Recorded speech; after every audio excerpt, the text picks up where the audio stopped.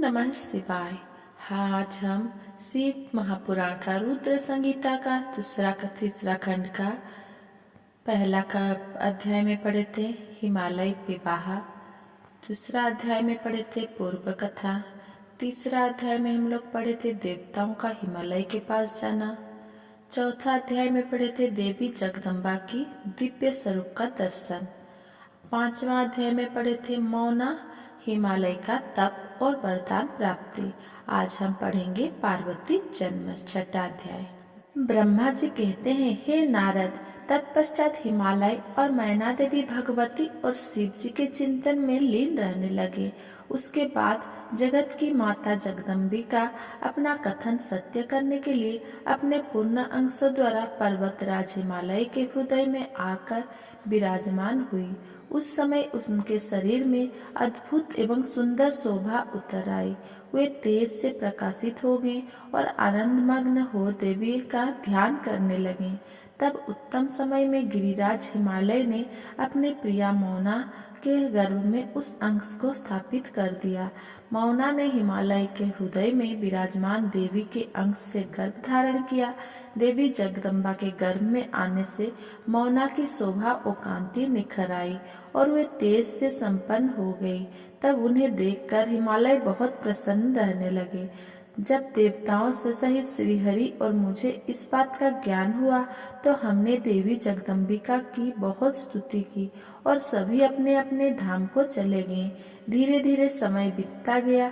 10 माह पूरे हो जाने के पश्चात देवी शिवा ने मैना के गर्भ से जन्म ले लिया।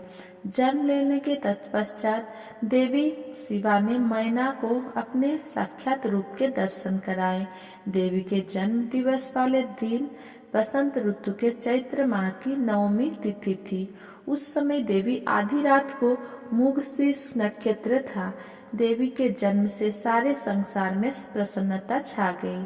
मंद मंद हवा चलने लगी। सारा वातावरण सुगंधित हो गया। आकाश में बादल उमड़ आए और हल्की हल्की फुकारे के साथ पुष्प वर्षा होने लगी।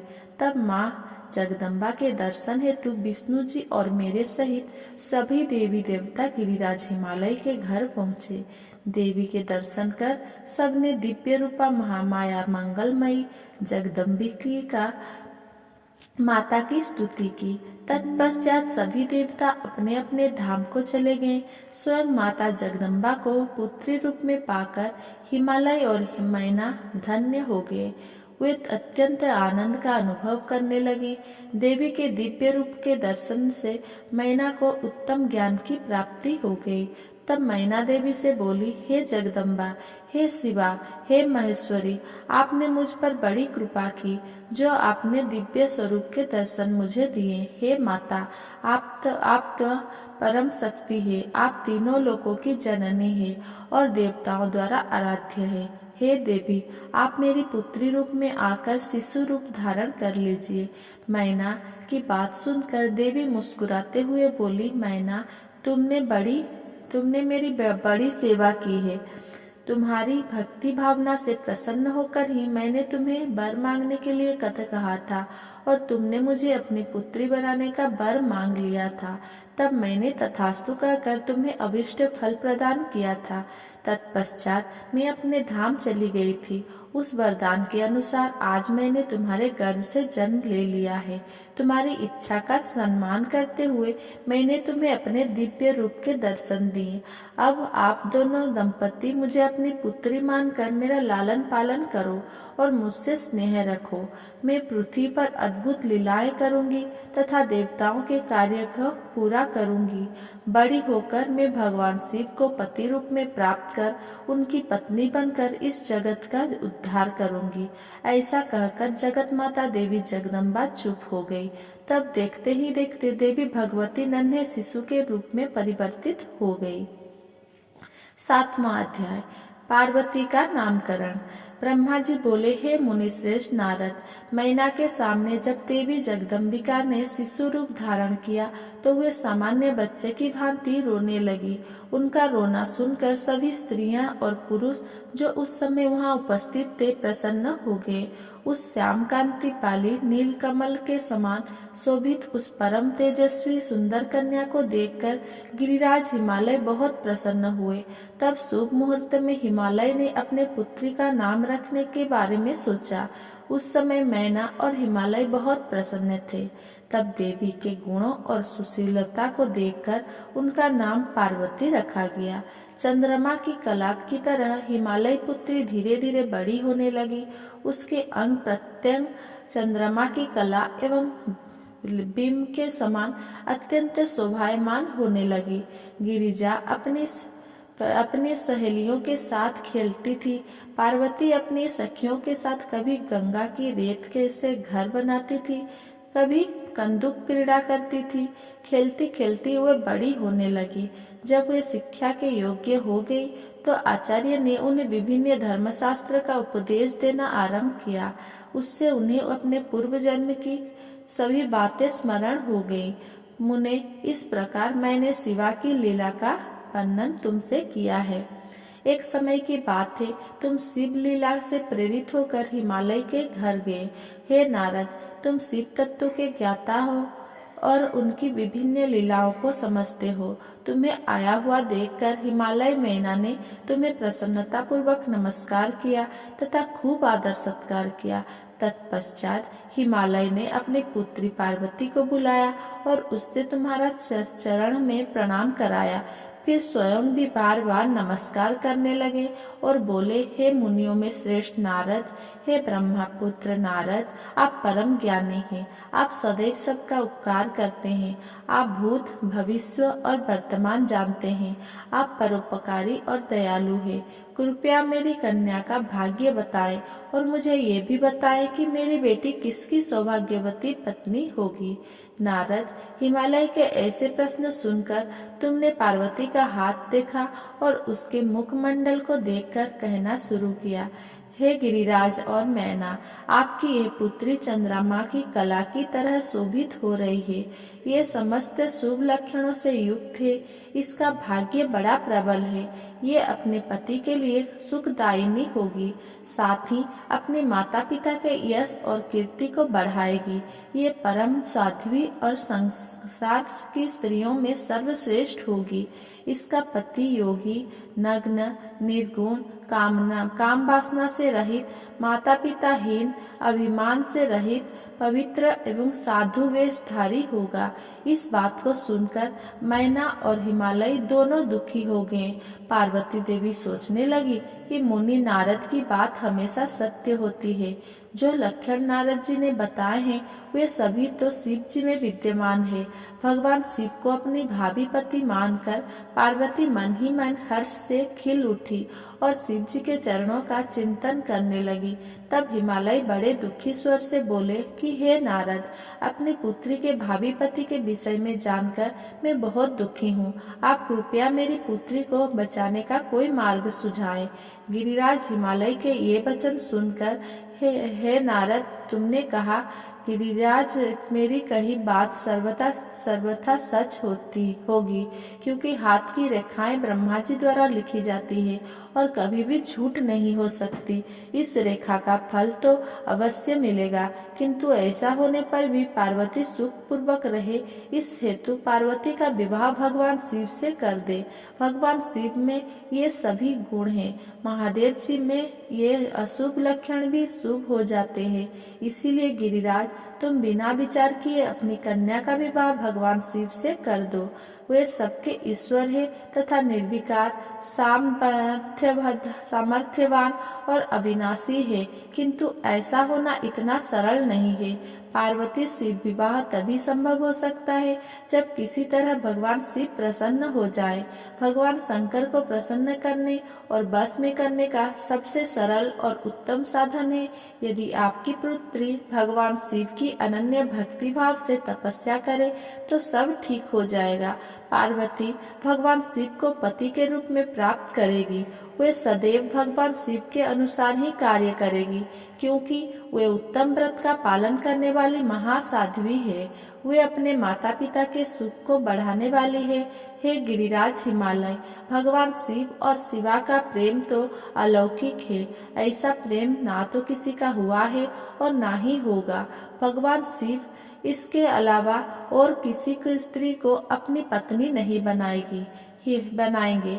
हिमालय शिव और शिवा को एकाकार होकर देवताओं की सिद्धि के लिए अनेक कार्य करने हैं। आपकी पुत्री को पत्नी रूप में प्राप्त करके ही भगवान अर्धनारीश्वर होंगे। आपकी पुत्री पार्वती भगवान शिव की तपस्या से उन्हें संतुष्ट कर उनकी अर्धांगिनी बन जाएंगी।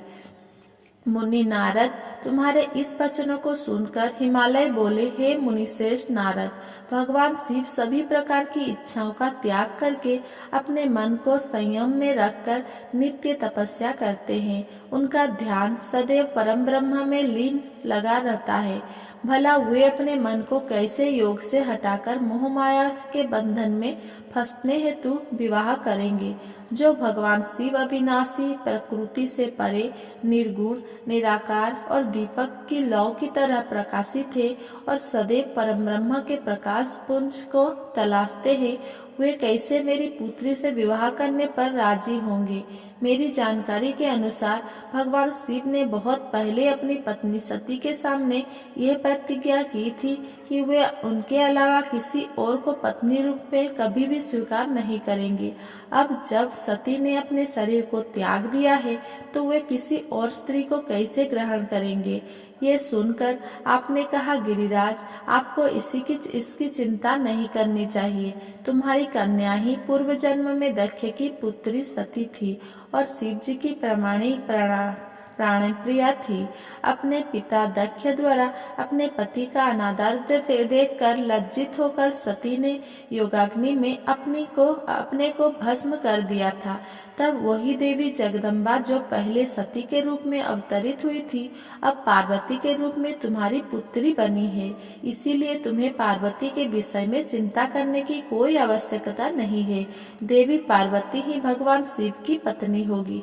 तुम्हारी बातें सुनकर गिरिराज हिमालय और उनकी पत्नी मैना और उनके पुत्र को बहुत संतोष हुआ और उनके सभी संदेह और शंकाएं पूर्णतः दूर हो गए। पास ही बैठे पार्वती ने भी अपनी पूर्व जन्म की कथा के विषय में सुना। भगवान शिव को अपना पति जानकर देवी पार्वती लज्जा से सिर झुकाकर बैठ गई। मैना और हिमालय ने उनके सिर पर हाथ फेरकर उन्हें अनेक आशीर्वाद दिए। तत्पश्चात पार्वती को तपस्या के विषय में बताकर नारद आप वहां से अंतर्ध्यान हो गए। आपके जाने के बाद मैना और हिमालय बहुत प्रसन्न हुए। 8वां अध्याय, मैना और हिमालय की बातचीत। ब्रह्मा जी बोले, हे नारद, तुम्हारे स्वर्गलोक जाने के पश्चात कुछ समय तक सब कुछ ऐसे ही चलता रहा। एक दिन मैना अपने पति हिमालय के पास गई और उन्हें प्रणाम कर उनसे कहने लगी, हे प्राणनाथ, उस दिन जब देवर्षि नारद हमारे यहाँ पधारे थे और पार्वती का हाथ देखकर उसके विषय में अनेक बात गए थे, तब मैंने उनकी बातों पर ध्यान दिया था। तब अब पार्वती बड़ी हो रही है। मेरी आपसे विनम्र प्रार्थना है कि आप उसके विवाह के लिए सुयोग और सुंदर वर की खोज शुरू कर दे, जिसके साथ हमारी पुत्री पार्वती सुख से अपना जीवन व्यतीत कर सके। वो शुभ लक्षणों वाला तथा कुलीन होना चाहिए, क्योंकि मुझे अपनी पुत्री अपने प्राणों से भी अधिक प्यारी है। मैं सिर्फ पुत्री का सुख चाहती हूँ। ये कहकर मैना की आंखों में आंसू आ गए और वे अपने पति के चरणों में गिर पड़ी। तत्पश्चात हिमालय ने पत्नी मैना को प्रेम पूर्वक उठाया और उन्हें समझाने लगे। वे बोले, हे देवी, तुम व्यर्थ की चिंता त्याग दो। मुनि नारद की बात कभी झूठ नहीं हो सकती। यदि तुम पार्वती को सुखी देखना चाहती हो तो उसे भगवान शिव की तपस्या के लिए प्रेरित करो। यदि शिव जी प्रसन्न हो गए तो वे स्वयं ही पार्वती का पाणी ग्रहण कर लेंगे। तब सब कुछ शुभ ही होगा। सभी अनिष्ट और अशुभ लक्षण का नाश होगा। भगवान शंकर सदा मंगलकारी है, इसीलिए तुम पार्वती को शिव जी की कृपा दृष्टि प्राप्त करने के लिए तपस्या करने के लिए शिक्षा दो। हिमालय की बात सुनकर मैना प्रसन्नता पूर्वक अपनी पुत्री पार्वती को तपस्या के लिए कहने उनके पास चली गई। 9वां अध्याय, पार्वती का स्वप्न। ब्रह्मा जी बोले, हे मुनि श्रेष्ठ नारद, जब मैना पार्वती के पास पहुंची तो उन्हें देखकर सोचने लगी कि मेरी पुत्री तो कोमल और नाजुक है, वो सदैव राजसी ठाट बाट में रही है। दुख और कष्टों को सहना तो दूर की बात है, इनके बारे में भी यह सर्वथा अनजान है। पार्वती को उन्होंने बड़े ही लाड़ और प्यार से पाला है, तब कैसे ही मैं अपनी प्रिय पुत्री को कठोर तपस्या करने के लिए प्रेरित कर सकती हूँ। यही सब सोचकर मैना अपनी पुत्री से तपस्या के लिए कुछ नहीं बोल सकी। तब अपनी माता के चिंतित चेहरे को देखकर साक्षात जगदम्बा का अवतार धारण करने वाली देवी पार्वती ये जान गई कि उनकी माता जी क्या कहना चाहती है। तब सब कुछ जानने वाली देवी भगवती का साक्षात स्वरूप पार्वती बोली, हे माता, आप यहाँ कब आई? आप बैठिए। माता, पिछली रात्रि के ब्रह्मा मुहूर्त में मैंने एक स्वप्न देखा है, उसके विषय में मैं आपको बताती हूँ। मेरे सपने में एक दयालु और तपस्वी ब्राह्मण आए। जब मैंने उन्हें हाथ जोड़कर नमस्कार किया तो वे मुस्कुराते हुए बोले कि तुम अवश्य ही भगवान शिव शंकर की प्राण वल्लभ बनेगी, इसीलिए उन्हें प्रसन्न करने के लिए उनकी प्रेम पूर्वक तपस्या करो। ये सुनकर मैना ने अपनी पुत्री के सिर पर प्रेम के हाथ फेरा और अपनी पति हिमालय को वहां बुलाया। हिमालय के आने पर मैना ने पार्वती के सपने के बारे में उनको बताया। तब उनके मुख से पुत्री के सपने के विषय में जानकर हिमालय बहुत प्रसन्न हुए। तब वे अपनी पत्नी से बोले, प्रिय मैना, मैंने भी पिछले रात को एक सपना देखा था। मैंने अपने सपने में एक बड़े उत्तम तपस्वी को देखा। वे नारद मुनि द्वारा बताए गए सभी लक्षणों से युक्त थे। वे उत्तम तपस्वी मेरे नगर में तपस्या करने के लिए आए थे। उन्हें देखकर मुझे बहुत खुशी हुई। मैं अपनी पुत्री पार्वती को साथ लेकर उनके दर्शनों के लिए उनके पास पहुंचा। तब मुझे ज्ञात हुआ कि वे नारद जी के बताए हुए वर भगवान शिव ही है। तब मैंने पार्वती जी को उनकी सेवा करने का उपदेश दिया, परंतु उन्होंने मेरी बात नहीं मानी। तभी वहाँ सांख्य और वेदांत पर विवाद छिड़ गया। तत्पश्चात उनकी आज्ञा पाकर पार्वती वहीं रहकर भक्ति पूर्वक उनकी सेवा करने लगी। हे प्रिय, यही मेरा सपना था, जिसे देखकर मुझे अत्यंत प्रसन्नता हुई।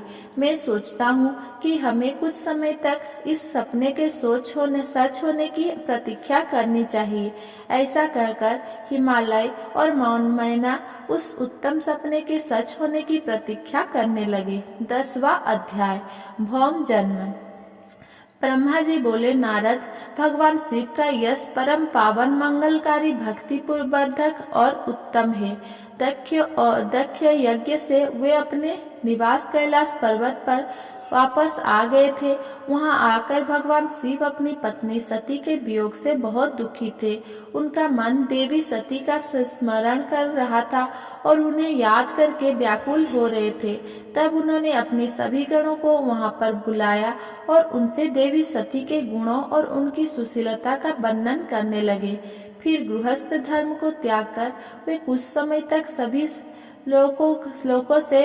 लोकों में सती को खोजते हुए घूमते रहे। इसके बाद वापस कैलाश पर्वत पर आ गए, क्योंकि उन्हें कहीं भी सती का दर्शन नहीं हो सका था। तब अपने मन को एकाग्र करके वे समाधि में बैठ गए। भगवान शिव इसी प्रकार बहुत लंबे समय तक समाधि में लगाकर बैठे रहे। असंख्य वर्ष बीत गए। समाधि के परिश्रम के कारण उनके मस्तक से पसीने की बूंद पृथ्वी पर गिरी और वो बूंद एक शिशु में परिवर्तित हो गई। उस बालक का रंग लाल था, उसकी 4 भुजाएं थी, उसका रूप मनोहर था। वो बालक दिव्य तेज से प्रसंपन्न अनोखी शोभा पा रहा था। वो प्रकट होते ही रोने लगा।